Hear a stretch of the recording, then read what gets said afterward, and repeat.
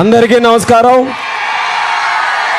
పాతపట్నం నియోజకవర్గానికి విచ్చేసినటువంటి మనందరి అభిమాన నాయకుడు, నవ్యాంధ్రప్రదేశ్ నిర్మాత, రేపు పాతపట్నం నియోజకవర్గం తలరాత కూడా మార్చే శక్తి కలిగినటువంటి వ్యక్తి, మన అందరి తాలూకా దిశా నిర్దేశం చేసే మన నవ్యాంధ్రప్రదేశ్ నిర్మాత నారా చంద్రబాబు నాయుడు గారికి పాతపట్నం నియోజకవర్గం సాదరంగా స్వాగతం పలుకుతూ, ఈ యొక్క నియోజకవర్గం నలుమూలల నుంచి కథలు వచ్చినటువంటి తెలుగుదేశం, భారతీయ జనతా పార్టీ మరియు జనసేన కార్యకర్తలకు, కుటుంబ సభ్యులకు, సోదరీమణులకు, అక్కలకు, చెల్లెలకు, అన్నలకు, తమ్ముళ్లకు అందరికీ కూడా నా హృదయపూర్వకమైనటువంటి నమస్కారాలు తెలియజేసుకుంటున్నాను.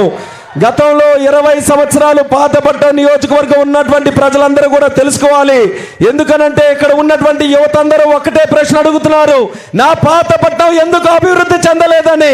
కానీ అదే యువతకి నేను చెప్తున్నాను, గత 20 సంవత్సరాల్లో కేవలం 5 సంవత్సరాలే తెలుగుదేశం పార్టీ పరిపాలించింది. మిగతా 15 సంవత్సరాలు వేరే నాయకులు పనిచేశారు. అందుకనే పాతపట్నం నియోజకవర్గం ప్రజలకు అందరికీ కూడా ఈ సందర్భంగా విన్నపంగా తెలియజేసుకుంటున్నాను. ఈసారి వచ్చే ఎలక్షన్ లో పాతపట్నం నియోజకవర్గం తెలుగుదేశం పార్టీకి, భారతీయ జనతా పార్టీకి, జనసేనకు అప్పచెప్పండి. మీ అందరి తాలూకా అభివృద్ధి, సంక్షేమం చూసుకునే బాధ్యత మేము తీసుకుంటామని కూడా ఈ సందర్భంగా తెలియజేస్తున్నాం.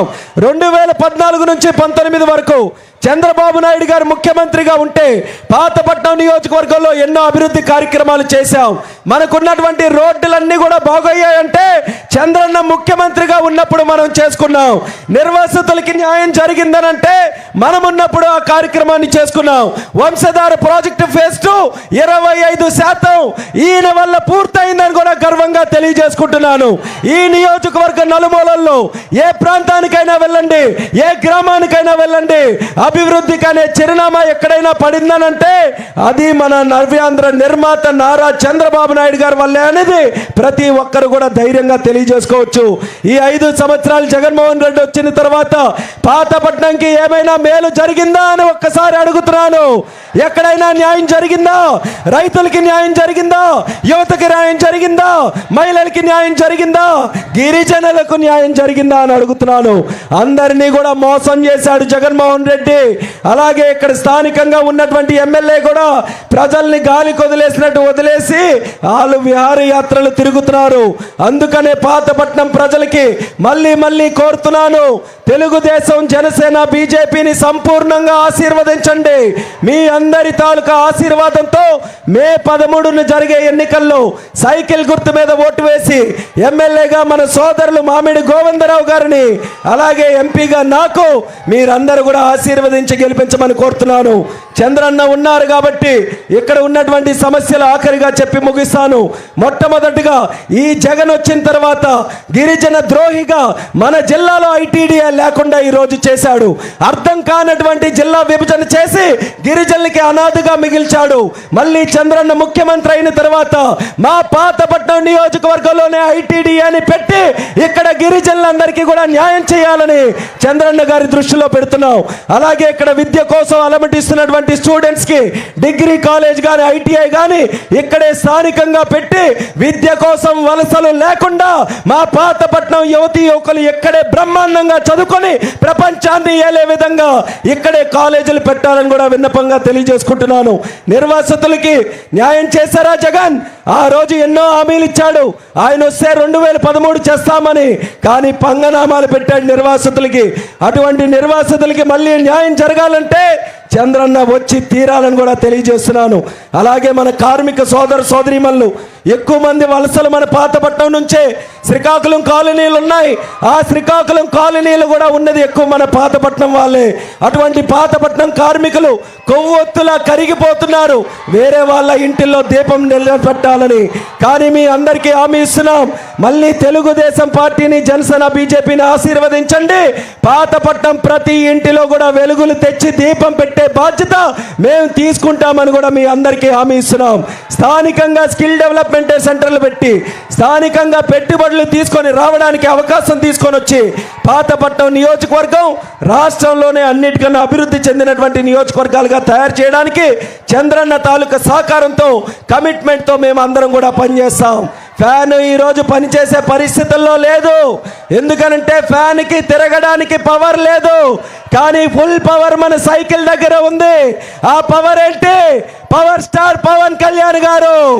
ఆ పవర్ స్టార్ పవన్ కళ్యాణ్ గారి తాలూకా పవర్తో సైకిల్ యమ స్పీడ్గా ముందుకెళ్తుంది.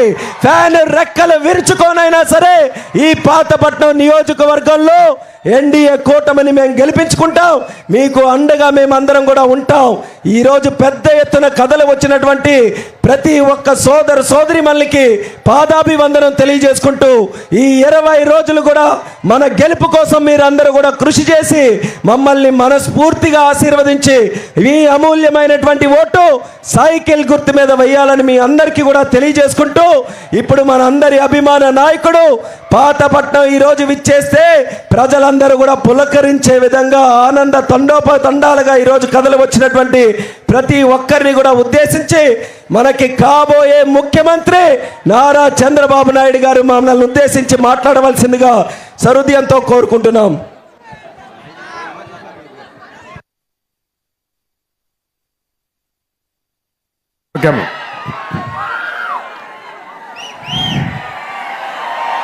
ఈరోజు నేను